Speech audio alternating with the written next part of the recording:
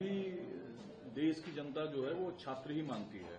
छात्र से जुड़ा सवाल आपने उठाया, लेकिन सालों से पेपर लीक होते आ रहा है और छात्र इस समस्या से जूझते रहते हैं। समाधान आज तक नहीं निकल पाया।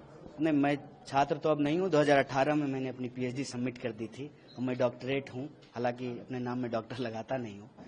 छात्र के मुद्दे हम इसलिए उठा रहे हैं कि पार्टी ने हमको एनएसयूआई का प्रभार दिया है, जो हमारा स्टूडेंट विंग है उसका, और पेपर लीक के सवाल को हमारी पार्टी ने बहुत गंभीरता से उठाया है। आपने देखा होगा जो हम लोग न्याय पत्र जारी किए थे उसमें हमने भर्ती विधान की बात की थी, और यही जो इशू आपने उठाया कि सालों से जो प्रश्न पत्र लीक हो रहे हैं उसको एड्रेस करने के लिए हमने कहा कि एक कड़ा कानून होना चाहिए, एग्जाम समय पे होना चाहिए और जितनी भी वैकेंसियां हैं उसको तुरंत भरा जाना चाहिए। ये भर्ती विधान में हम लोग प्रमुखता से लेकर के आए थे।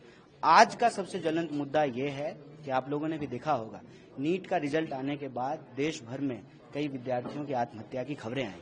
ये हमारे लिए बहुत दुख की बात है और आप सब जानते हैं इस देश में 1 घंटे में 2 जवान जो है आत्महत्या कर रहे हैं। सरकार को इस बात को गंभीरता से लेना चाहिए। सिर्फ चुनाव से पहले परीक्षा पर चर्चा करने से नहीं होगा। चुनाव के बाद जब सरकार बनती है तो परीक्षा को लेकर के जो गड़बड़ियां देश में हो रही है उसको इमीडिएटली एड्रेस करना चाहिए।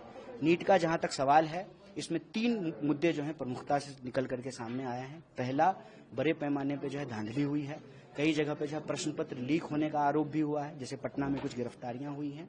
और तीसरा, अजीबोगरीब परिणाम आए हैं, जैसे 67 लोग जो हैं उनका रैंक 1 है। एक ही सेंटर के जो कई लोग जिनका सीरियल नंबर 1 है और लगातार एक रो में बैठे हुए हैं उनका रैंक 1 आया है। तो उसको लेकर के इस देश के विद्यार्थियों का एक कंसर्न है। सरकार जो है तुरंत इसको एड्रेस करे।